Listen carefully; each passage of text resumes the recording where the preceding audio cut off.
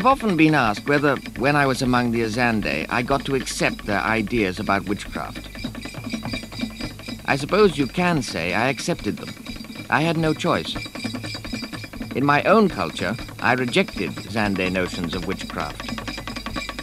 In their culture, I accepted them. In a kind of way, I believed them.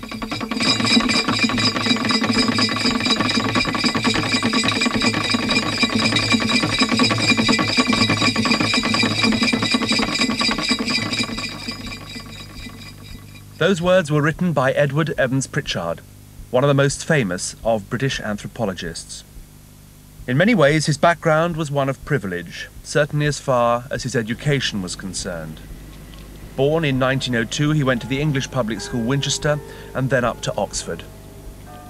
He read history at Exeter College but found it tedious. However, Exeter also happened to be the home of Oxford anthropology, and as he later admitted, he was attracted by the sense of adventure involved in studying exotic cultures.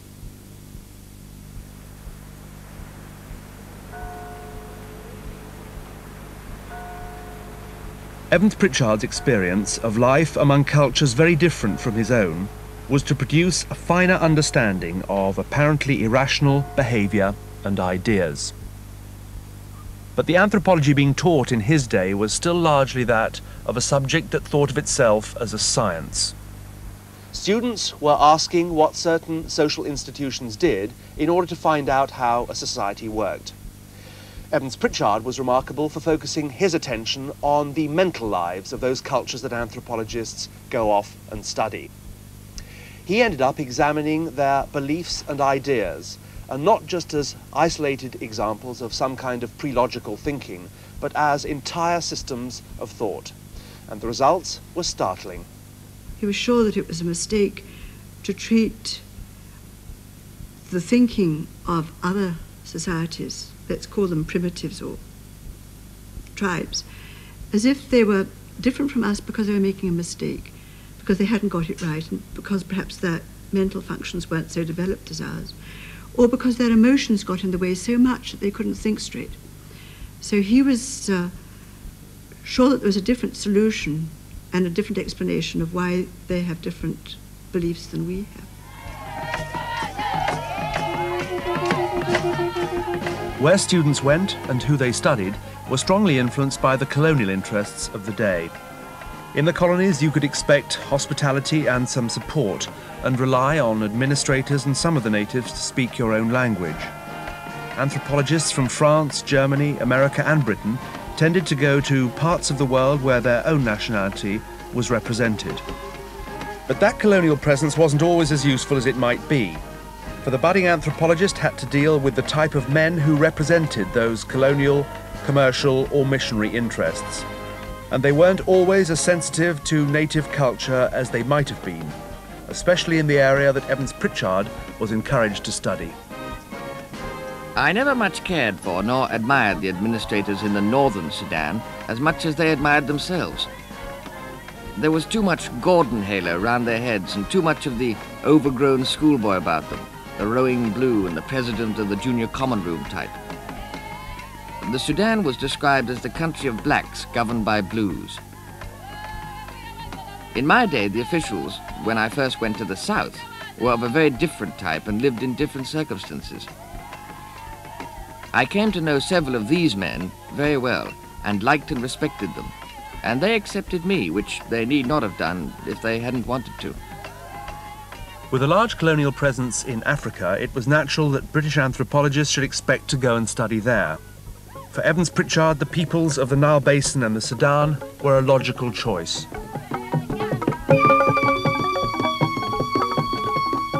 Evans-Pritchard, like other aspiring anthropologists of his generation, had been taught that fieldwork was no longer a question of just going and visiting another people.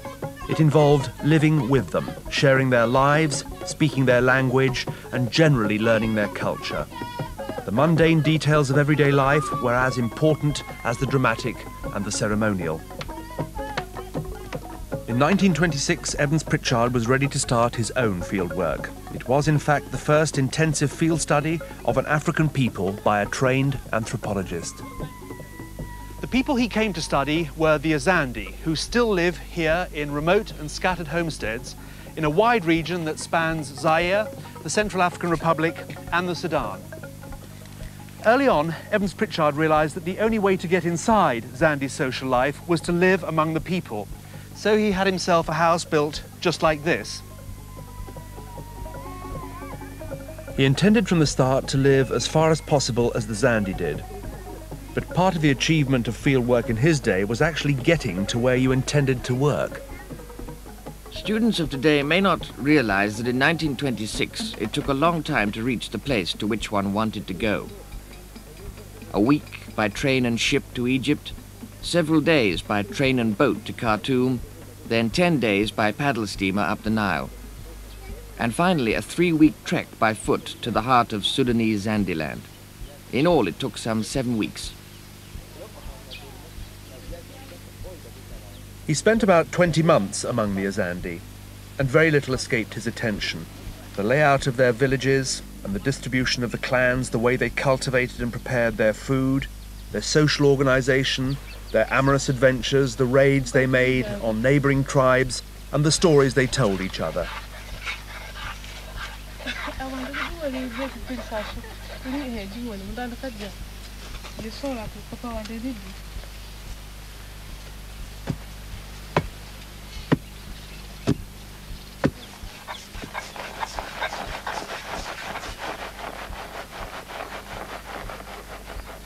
Evans-Pritchard was interested in more than just the facts about Azandi life. He was interested in their ideas. He wanted to see if they fitted together to form a coherent system of belief. And if so, how did this system compare with our own? He recorded their cultural life by taking his own photographs and writing down what the natives said in their own language about the topics that they found important. Is Zandi thought so different from ours that we could only describe their speech and actions without comprehending them? Or is it essentially like our own, though expressed in an idiom to which we are unaccustomed? What are the motives of Zandi behavior? What are their notions of reality? How are these motives and notions expressed in custom?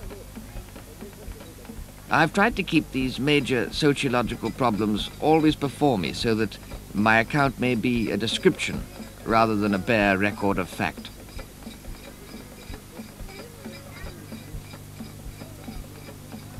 In Evans-Pritchard's day, educated Europeans largely assumed that so-called primitive peoples had a primitive mentality, one that was not just different from that of so-called civilized man, but one that was probably inferior as well. The evidence cited was the widespread belief among societies like the Azandi of the power of witchcraft and the practice of magic. Now, these two words, witchcraft and magic, were rather loosely used by colonial administrators, missionaries, and some anthropologists in an attempt to describe sets of ideas that they thought were ridiculous, misguided, frankly primitive. But Evans-Pritchard realised that Zandi belief in witchcraft wasn't ridiculous at all. Zandi notions were logical enough. It was their point of departure, their underlying assumptions, that were so different from our own. One of the examples that Evans-Pritchard used to contrast Zandi with Western systems of thought involved a building just like this. This is a granary. It's used to store maize up here, and underneath, in the shade, people generally pass the time of day. It's supported by these wooden posts, which, in this part of the tropics, like most other things, gradually get eaten away by termites. What that means is that these buildings regularly collapse, and sometimes when they collapse, people are sitting underneath, and sometimes people get hurt. Why a particular person should be hurt by a falling granary is something that we'd call bad luck, something that happened by chance, an unfortunate coincidence. The Azandi say that that kind of misfortune is caused by witchcraft. We must bear in mind that a serious misfortune, especially if it results in death, is normally attributed by everyone to witchcraft, especially by the sufferer and his kin.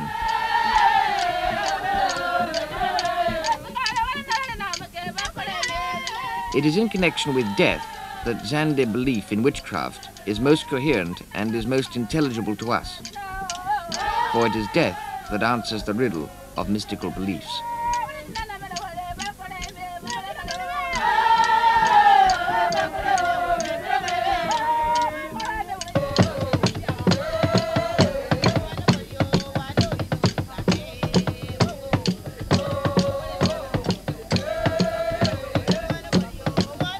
This is not a happy song.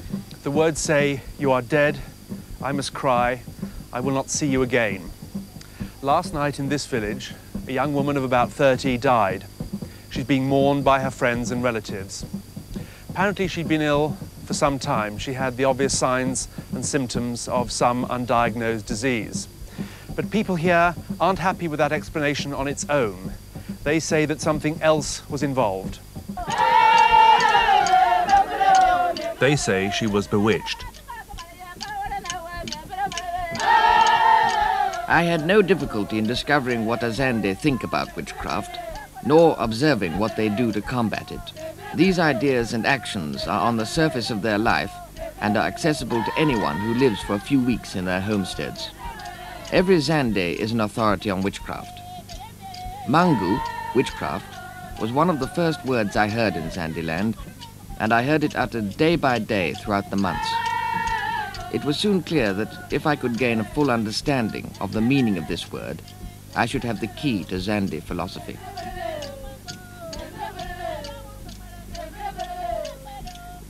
To understand more about their notions of witchcraft, Evans-Pritchard studied case histories of people who suspected that witchcraft was being directed at them.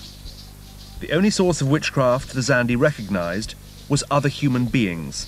These people were seen as unconscious agents for this malevolent force. To find out who was the source of their misfortune, the Zande consulted oracles.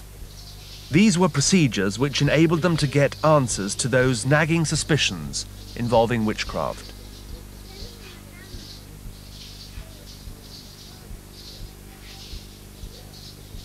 The first step was usually the Iwa, or rubbing board oracle. This is still used today in an attempt to find out who is causing misfortune and what you can do about it.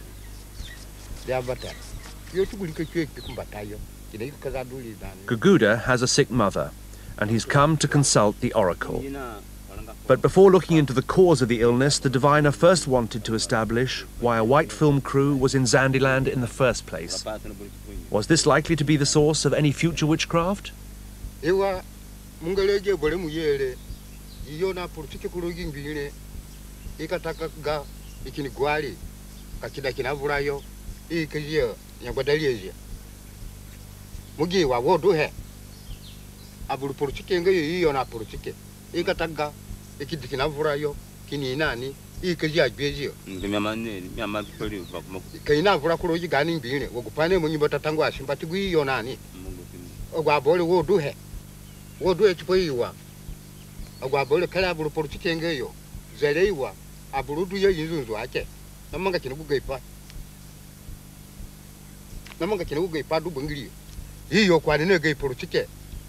Once it was established that we weren't up to any mischief, he got down to the real purpose of Guguda's visit.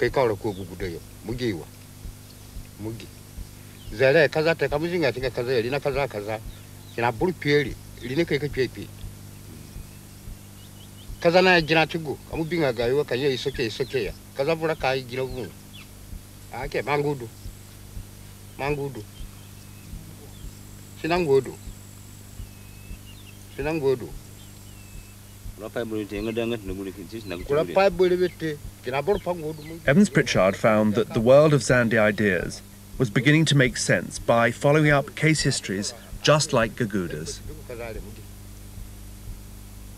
He's asked whether she's going to die and if anyone is bewitching her. He's been told she's not going to die and that it's not obvious that anyone is bewitching her, but if he performs certain magical practices, he'll be sure that she won't die. In Zandiland, there's a hierarchy of oracles, and to make absolutely sure, he's consulting the poison oracle, or the bengi. Now, bengi is a strychnine-based poison that is administered to small chickens, and depending on the question asked and whether the chicken dies or not, he'll have his answer. Bundu, bangana, mungali denga na kukuta. Bengi oyaka jeri, kantuno ni kwa kebana. Bengi kibala deweli. Bengi ni jili ya korogangwa, mungi shungeli nangwa. Kukuda na kukuda. Kukazali bengi. Kondo tishi, kondo ni tikitiki ni kulia ni jingambana. Yele mungumbia kondo baku bebuli fruti, kondo ugize kuli. Ta kondo yuwa, zuko kango ulingi ba. Sianyangate. Bengi na kukuda. Kukazali bengi. Kibala fujiga fuli. Kukuda bochingeli. Yo ngeli bengi tumaja. Jere.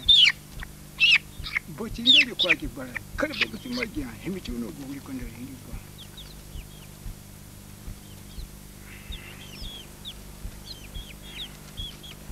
The poison oracle has given its answer. Guguda asked if his sick mother got the appropriate magic, would she live? Now the first question was posed in such a way that if the chicken died, the answer was yes. The chicken has died, but just to make doubly sure, he asked the question again of a second chicken, who was also given poison. If my mother, who is sick, gets the appropriate medicine, will she live? If so, the chicken itself was to live, and it has. So he obviously now has to get hold of the right kind of magic. For the right magic, Guguda has to go to another kind of expert. White colonials named this type of ritual specialist the witch doctor, and his job is to combat witchcraft. To achieve this, he has a large repertoire of magic at his disposal, in the form of spells, substances, and procedures. Like so much medical advice around the world, it's dispensed with a certain amount of ceremony.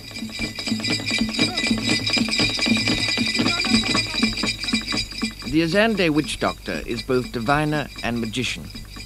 Since Azande believe that witches may at any time bring sickness and death upon them, they are anxious to establish and maintain contact with these evil powers, and by counteracting them, control their own destiny.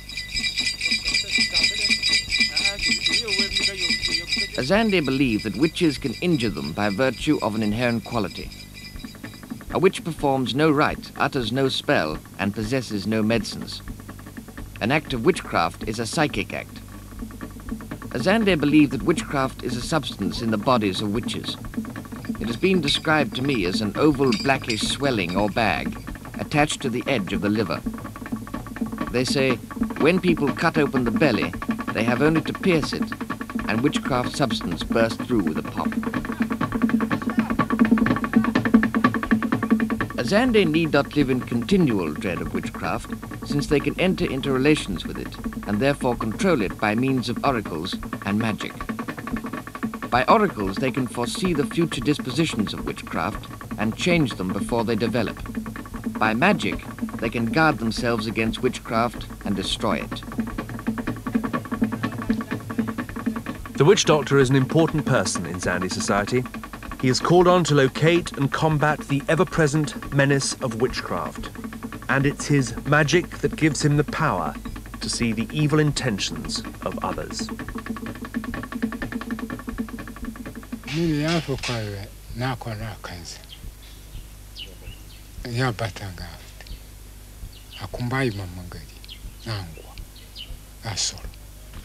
Kazani ndo kopetalo itora ka fushin dai fu ambodi dunedi nikipati kaya ya mboka ngana gupaka gbatangu akusini nyekia ene mbeka piepi. In spite of following the witch doctor's advice and finding the right medicine, Guguda's mother did die a week later, but his faith is unshaken. Evans-Pritchard realised that the Azandi didn't think of witchcraft as ridiculous, and they still don't. It isn't disproved or invalidated by its failures any more than astrology, Marxism, or Christianity. His published findings were to raise a whole series of new questions about what could be considered rational thinking in any culture. I think that in this generation, with good reason, we appreciate that we're not as rational as our grandfathers thought they were. David Pocock, like Evans-Pritchard's other students, took up this new enthusiasm for other people's sets of ideas. We realise perhaps we've got to live with a darker side of the human nature. In order to live with it, we've got to understand it as best we can. And that witchcraft is not about funny old women with pointed hats, but it is precisely an expression, it's one of the ways in which this human envy, human hate, human spite is expressed and managed.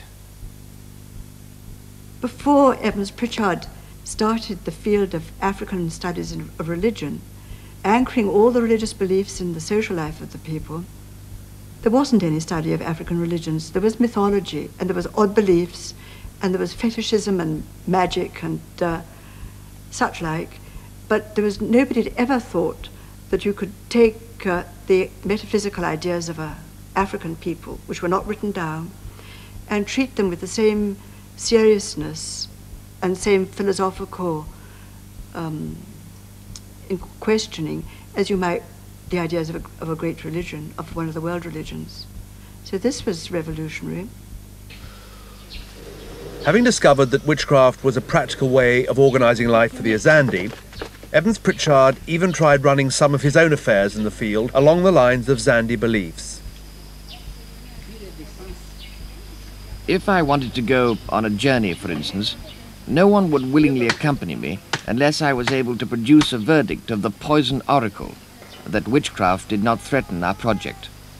And if one goes on arranging one's affairs, organising one's life in harmony with the lives of one's hosts, one must eventually give way.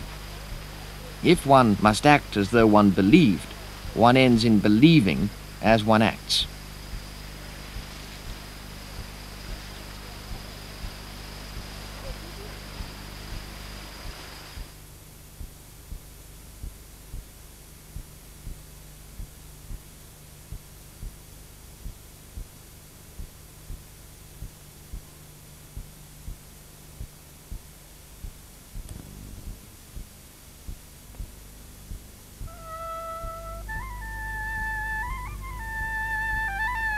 In 1932, Evans-Pritchard took up the offer of a university post in Egypt.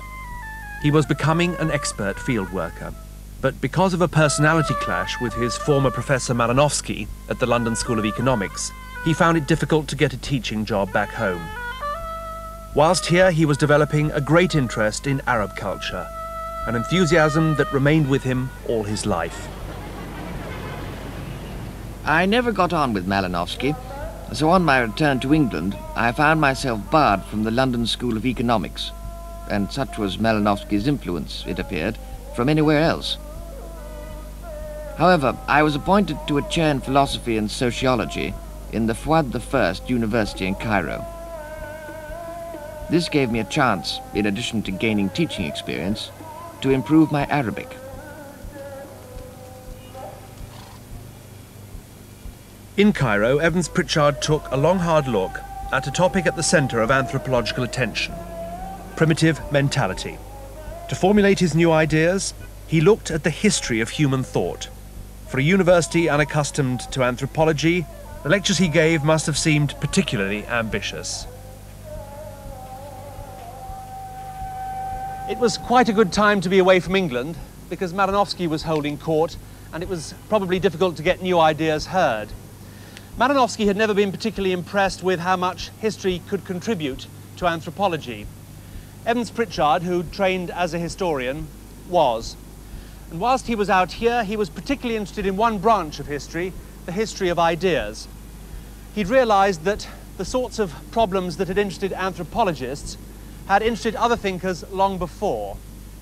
The course of lectures that he delivered here and developed and later expanded were to place anthropology in a much larger historical context. Evans-Pritchard felt that anthropology should be built on a wider historical perspective, and this should include writers who had been philosophers and historians, as well as the social theorists. One of his students, Isa Ali, remembers that Evans-Pritchard took his lecturing duties very seriously. I remember one day the mob came into the college and wanted to take all the students out to join the demonstration. EP stood in this room, in this place, and addressed the students. Anyone who disturbs my lecture, I knock him down. The funny thing that all of them were frightened and went away, you see. Isa Ali went on to become an authority on the anthropology of his own people, using the methods that Evans-Pritchard taught at those early seminars in Cairo. EP used to treat sociology as something based on observation, participant observation, going into the villages, going in the heart of the desert, which was something very new to us.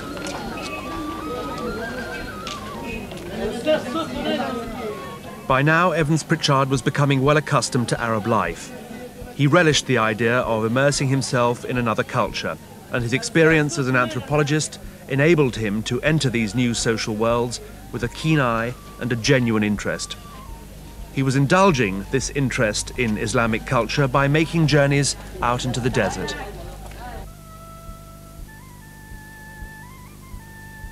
I suppose I was very isolated in those days, though I did not feel lonely. And anyhow, I like solitude. My happiest days have been in deserts with a couple of Arabs, our camels, and no footsteps but our own. Throughout his stay in Cairo, he continued his anthropological field trips up the Nile into Zandiland, never forgetting the debt he owed the people whose lives he described so extensively. I have left a part of my heart in the southern Sudan. My gratitude to my African friends can never be obliterated or repaid. Those who were my personal servants were naturally closest to me, and we shared our lives in ups and downs, fortunes and misfortunes, joys and laughter, sickness and sorrows. Evans-Pritchard's work as an anthropologist in Africa had earned him a reputation as someone who could shed light on the difficulties of native administration. In 1930, the Anglo-Egyptian government had asked him to transfer his attention away from the Azandi and do some work in another part of the Sudan, with the people who were giving them problems. The people who were causing problems still live here today in the flooding marshes of the Upper Nile. They're called the Nuer. To the colonial officers, they were a warlike tribe who were strongly resisting any attempt at being governed. But for Evans-Pritchard, they were a complex and fascinating society.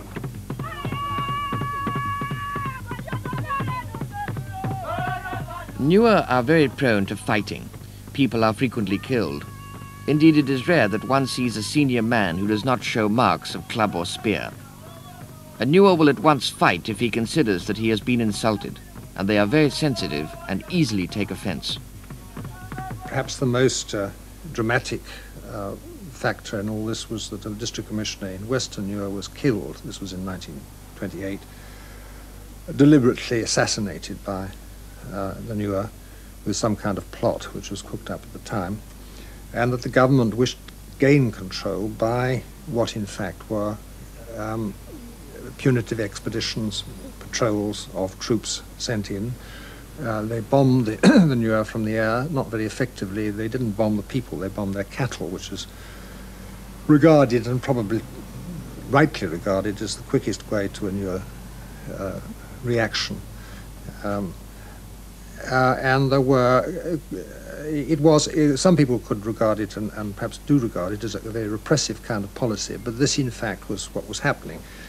MacMichael, who was a man of imagination, in my opinion anyway, the head of the administration, felt that if this policy was being pursued, then it was only right that the government should know more about the way that Nuer society operated, the way that it's, what were causing these problems, more about the Nuer. And it was for that reason that he brought Evans-Pritchard in, and Evans-Pritchard came rather reluctantly because he didn't want to abandon his work with Zandi at that particular period.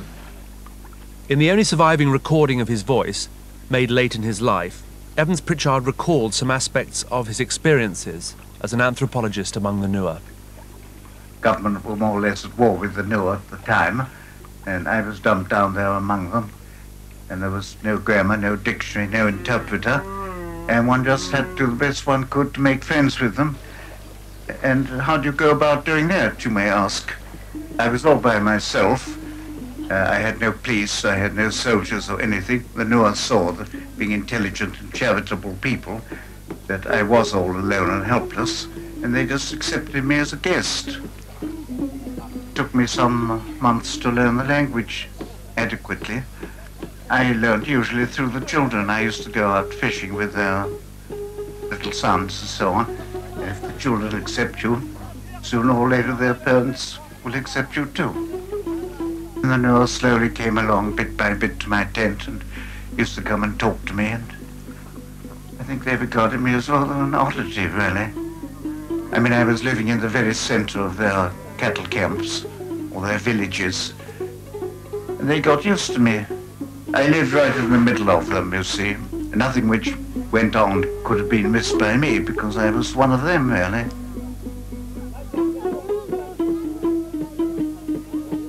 It's clear from his elegant description of their attitudes to life that Evans-Pritchard identified closely with the Nuer. The Nuer is a product of a hard and egalitarian upbringing. He is deeply democratic and is easily roused to violence.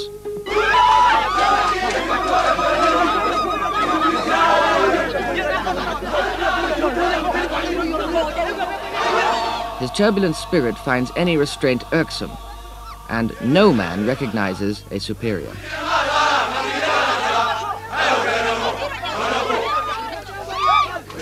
That every Nuer considers himself as good as his neighbor is evident in their every movement. They strut about like lords of the earth, which indeed they consider themselves to be. There is no master and no servant in their society, but only equals who regard themselves as God's noblest creation. Their respect for one another contrasts with their contempt for all other peoples. As with the Azandi, Evans-Pritchard emphasized the sorts of things that constrained their existence, and one was the harsh environment. A people whose material is as simple as that of the Nuer are highly dependent on their environment. At heart they are herdsmen, and the only labor in which they delight is the care of cattle. They not only depend on cattle for many of life's necessities, but they have the herdsman's outlook on the world. Cattle are their dearest possession, and they gladly risk their lives to defend their herds or to pillage those of their neighbors. The Nuer are involved with their cattle in a detailed and elaborate fashion. Certainly their lives depend on their livestock, but they enjoy their cattle in an intellectual and emotional way as well. Young boys, for example, take the names of their favorite bulls, and the names the cattle are given themselves are taken from a vast vocabulary of terms used to describe type of color, pattern of marking, shape of horns, and so on. Songs are composed about the beauty of particular beasts and actually sung to the animals themselves. And of course, Nuer folklore is full of stories about splendid cattle. The Nuer love their cattle. Cattle can also be seen as links in certain social relationships. They certainly trace the ties of kinship. A dead man's herd, for example, is divided up among his sons who have tended that herd all their lives. Cattle are also at the center of certain social processes. They're used in payment, in compensation for settling certain feuds. And if a man wants to marry, he has to recompense his wife's family for the loss of a daughter. This bride wealth, as it's called, consists of a gift of cattle. Evans-Pritchard said that cattle were the idiom through which the Nuer think. They stand for so many things in the lives of these people. The Nuer, like most pastoral peoples, are poetic, and most men and women compose songs which are sung at dances and concerts, or are composed for the Creator's own pleasure and chanted by him in lonely pastures and amid the cattle in camp kraals.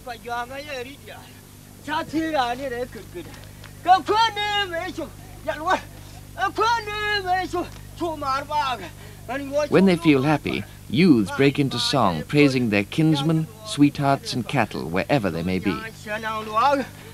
Girls of the Nuer era will know you only when you have these big bulls, because you will enjoy life. You will go around advertising, showing yourself up to the people. But only when you have bulls that you can go around and sing your own songs, or show, you can dance the traditional way. Otherwise, if you don't have bulls, you cannot go around dancing in the cattle camp. Why do boys compose songs about their cattle? Yeah, to express their being important in the society. Their importance is based on that of owning these big bulls, and because of their ownership of these big bulls, they are loved by girls, and they are known, they are nicknamed after them, and they also show up important occasions.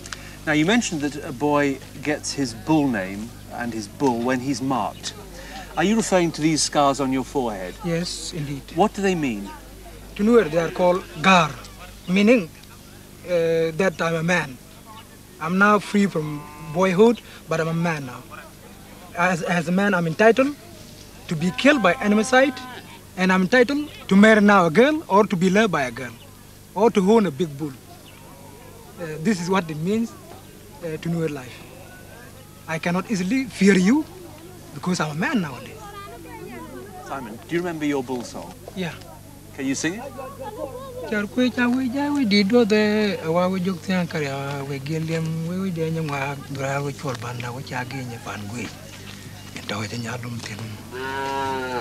Anyway, what does that mean? It means this cattle camp of Danyangwak, Tiang Yot, Chagi, Nyapan. I had a girl lover in it. I'm marked, and being a man, having my bulls, I fought severe sectional war in it, and my manhood is known by everyone here. This is how it means. So I have bull, to which people know me after. I had girlfriends, because being a man of my generation, and I also faced dangers with my colleagues in my area. This is how it means. Not now, but sometimes ago, anyway.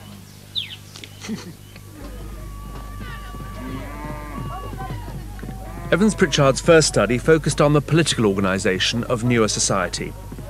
He found the lack of any easily recognisable form of government remarkable, a state of affairs he called ordered anarchy. Evans-Pritchard did identify a number of people who were classified as chiefs. Certainly the administration talked about them as chiefs, but these people were really spiritual experts who had a particular role to play, in particular the leopard skin chief. The leopard skin chief was a man who had a role in arbitration between parties, but he really didn't have the sanction of force or authority behind him. He was the man you brought in to come to compose a feud, and he had to carry out the processes of negotiating for the cattle, which were going to be handed over in compensation in order to compose the feud, and so on. But there were no people in authority. His writings on the Nuer have become some of the most famous in all anthropology. But what are the reasons for this success? It was important at the time because it challenged the received view of African political societies, which were derived from Hollywood and Conrad and Kipling and Rider Haggard most particularly, of abject slaves being ruled by a chief with 3 feathers in his head, you know, and a bone through his nose, very probably. And to have this detailed account of a society which cohered, was entirely orderly, but had no central institutions of government, none of the institutions which we would recognize as being legal institutions. This was important.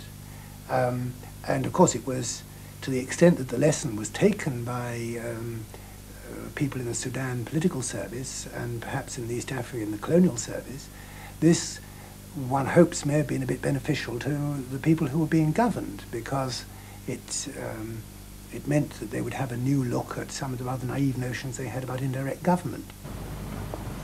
It's 50 years since Evans-Pritchard's last visit to the Nuer, and life has changed considerably for some of the descendants of the people he studied. Gabriel Jal is researching colonial history, covering the period of Evans-Pritchard's work in the field, and he is particularly conscious of some of those changes. I would say there has been a change, and there has been no change, because the Nuer has now two societies. The intellectual urbanized group has somehow changed, and the Nuer in the country have changed a bit in terms of appreciation of modern ways of health, for example, for human and their beast, for agricultural activities, and so on. But in terms of their structure of the society, and in terms of the way of their life, I don't think there has been any much change in their way of life. Because when Sir Evans-Pritchard went to the Nuer land 30 years ago, in 1930, he found them there. The basic economy was the cow, and the cow is still there, playing the same role as described in his book, The Nuer. In 1935, Evans-Pritchard returned to his old university, Oxford, as a lecturer in African sociology. When war broke out, I made attempts to join the Welsh Guards, but I was prevented from training by the university on the grounds, pointless as it seemed to me, that I was in a reserved occupation. So I went to the Sudan on the excuse of continuing my ethnographical researches there, and on arrival joined the Sudan Auxiliary Defense Force. This was just what I wanted and what I could do. The ever-increasing aggressive raids by our patrols have compelled the enemy to flee almost without a struggle, in spite of their superiority in numbers. The frontier from the Sudan to Abyssinia is marked by barbed wire entanglements, but these are pierced by our patrols like matchwood in their onward thrust to gain new territory. The presence of British military experts in the heart of Abyssinia, advising patriot leaders in their rising against the Italians, lends special significance to the flaring up of British activity on this front. The deep mountain gorges have given excellent daily cover for our advancing troops. They have inflicted severe casualties on the enemy at incredibly low cost to us. Evans-Pritchard's knowledge of the Sudan in the area bordering Abyssinia enabled him in command of a group of Anuak tribesmen to cause serious disruption to the garrisons of the occupying Italian forces. He got on well with the various tribesmen he served with, but relations weren't always as smooth with his seniors. Later, with the long-range desert group in Syria, he fell out with his superiors and was posted back to North Africa just at the time of El Alamein. He was next made governor of the Cyrene district in Libya. I was quite hopeless as an administrator, and as I knew I should be happy in the tents of the Bedouin, I asked whether I might act as a liaison officer. Thus I spent over 2 years wandering with my camels and horses in desert and semi-desert, with interludes in the forest. I don't suppose I did much to assist the war effort, but at least I did nothing to retard it. Though I could not conduct any serious anthropological research in the circumstances, I got to know Cyrenaica, its peoples and their history well enough to write later my book, The Senussi of Cyrenaica. In that book, Evans-Pritchard fused his two interests. Here was a work of historical importance with the insight of an anthropologist into the tribal structure of the Bedouin. When the war was over, Evans-Pritchard returned to academic anthropology. In many ways, it had changed a great deal. Maranovsky was now dead, and there was no one holding the centre of the stage. A whole new generation were going to go on and take on the senior university posts. Evans-Pritchard became Professor of Social Anthropology at Oxford. he came to live in this house. This is where he brought up his large family, and this is where students, colonial administrators, and anthropologists of all kinds called on him.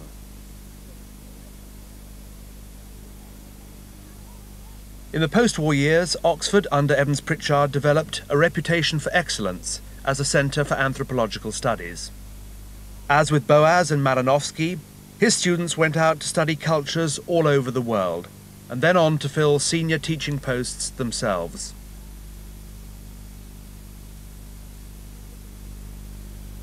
Anthropology had an influence on colonial attitudes at a time when independence was being sought all over the empire. His services to anthropology were recognised by a knighthood, but it was his style of anthropology, whilst a fellow at All Souls College in Oxford, that was largely responsible for its influence on other university disciplines. His work on witchcraft found philosophers asking what could be considered rational thinking in any society, and tribal organisation was intriguing political theorists. Evans-Pritchard's attention to the sophisticated religious sentiments of the people he studied also had a strong influence on theologians, and indeed religious experience played an increasingly important part in his own life. For during the war he had been converted to Catholicism, a faith that he maintained till his death in 1973.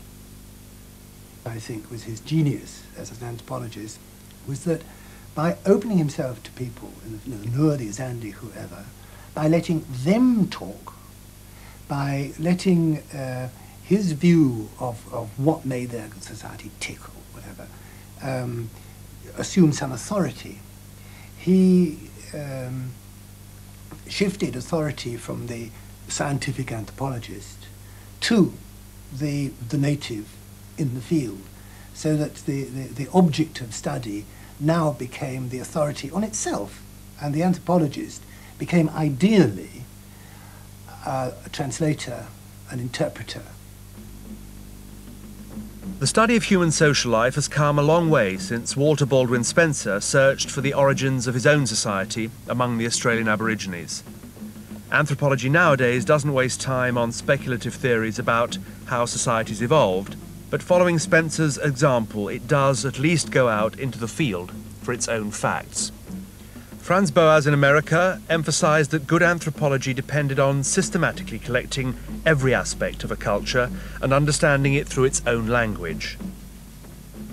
However, anthropology hasn't become the science that William Rivers anticipated, but because of his attention to method, it took a more scientific approach to analysing cultural life in the field. With Bronislaw Malinowski, fieldwork became a process of total saturation, immersion in the culture being studied, and produced masterpieces of anthropological description. Margaret Mead recognised that the topics anthropologists investigated had great popular appeal, and her writings gave it a relevance for a much wider public. By turning anthropology away from the search for universal laws of human behaviour, Edward Evans-Pritchard changed its direction. He emphasised that the anthropologist was to be seen as an interpreter rather than a scientist, and the task was the translation of culture. One of the main ambitions of this series has been to show how our understanding of other societies, and incidentally of our own, has improved over the past 100 or so years. This deeper insight has obviously not been reached by people just sitting around and exchanging ideas. Rather, it's been gained by anthropologists going to live in remote societies, often in extreme hardship, but coming back with a special kind of evidence. Facts which they'd gathered firsthand for themselves. But if anthropologists are interested in studying the workings of human social life, why do they need to go to such isolated communities, such unfamiliar societies? Why, you may ask, don't they just stay at home and study their own culture? Well, some anthropologists have studied their own culture, but as Evans-Pritchard pointed out, there are certain advantages in studying other people's. Firstly, if anthropologists do live and work among different societies, they tend to be more objective. It's somehow easier to make correlations and observations in societies unlike your own. Secondly, remote societies like the Nuer tend to be distinct from their neighbours. This means they can be studied in their entirety. The whole of social life can be evaluated. It was this objective study of all aspects of social life that Evans-Pritchard stressed. In social anthropology, you are studying not just as an observer, but also as a participant. You are not just a member of the audience, you are also on the stage. To understand the Nuer, you've got to learn to think as a Nuer, to feel as a Nuer, in a kind of way to be a Nuer. And this can't be done by any kind of scientific technique. And this is why the anthropologist, I think, is in a very peculiar position, because he's trying to interpret what he sees, not just with the head, but with his whole personality, with his heart as well.